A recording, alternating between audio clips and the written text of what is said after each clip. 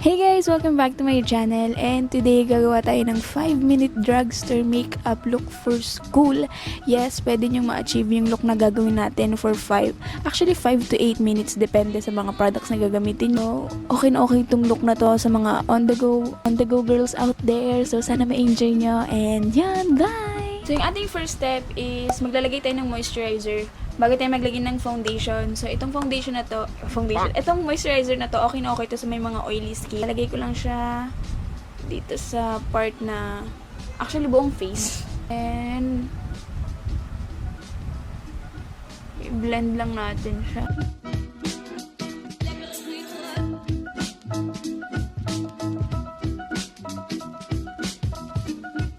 For foundation, alam nyo na favorite to ng lahat itong Fit Me Matte and Poreless. Ayan, matagal ko na itong ginagamit. So, nag-switch ako ng shade ko from 220 to 30 Natural Buff. Mas match ko itong foundation na to. Ayan, ilalagay ko lang siya sa sponge ko.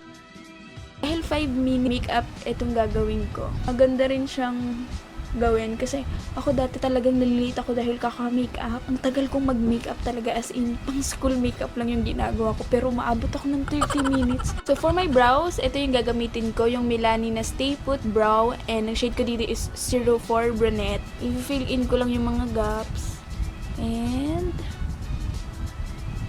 blend. Talagang maglalast na eyebrow. Try nyo yung mga pomade type na pang eyebrows.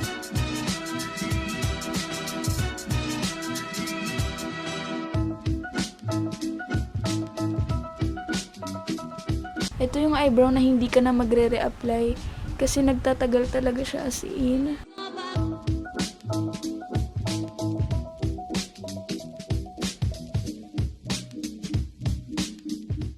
Tapos niyan, i-blend ko lang siya ng aking spoolie.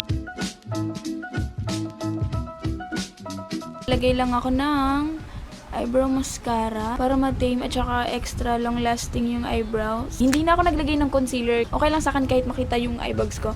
Mas natural looking siya. So, ayan. And then, isaset ko yung aking face nitong Fit Me Matte and Poreless powder.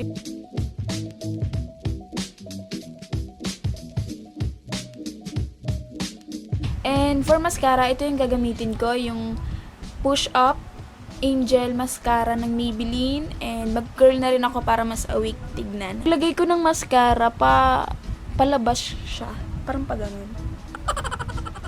So,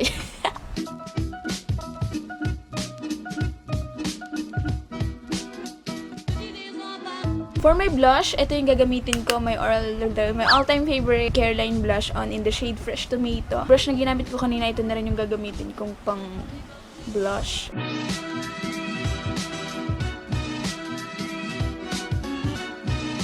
Always stop the excess para hindi masobrahan.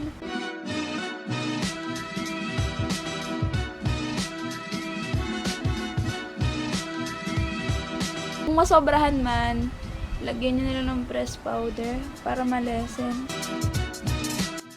Bronzer. Same brush. Para ma-warms lang yung kulay. Para mukha tayong makatotohanan.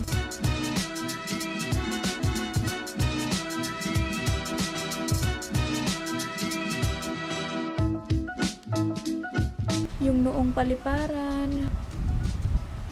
Nose contour. Pero very subtle lang. Kuha lang ako ng blending brush. And ilalagay ko siya dito. Para magkaroon lang tayo ng crease. Ganun din sa lower lash line. Next is for the lips, and ito yung gagamitin ko ngayon, yung aking current favorite lip tint. This is from Diva's Lip and Cheek Tint. Thank you so much Diva's Lip Tint for sending yung mga bagong shade nung lip tint nila. Dito lang sa my lower. Tapos, ayan, super pigmented yan. Isasmudge ko lang siya. And ayan, ito yung aking favorite shade, yung redvelvet. And ayan. So yun, halos tapos na tayo. Pero to finish up the look, ito yung gagamitin ko, yung Divawhite Tomato Daily Defense Mist with Natural Anti-Pollution. So I think okay siyang gamitin para maset ng ating face. So, ayan, para ma-melt lahat ng mga powder na nilagay natin.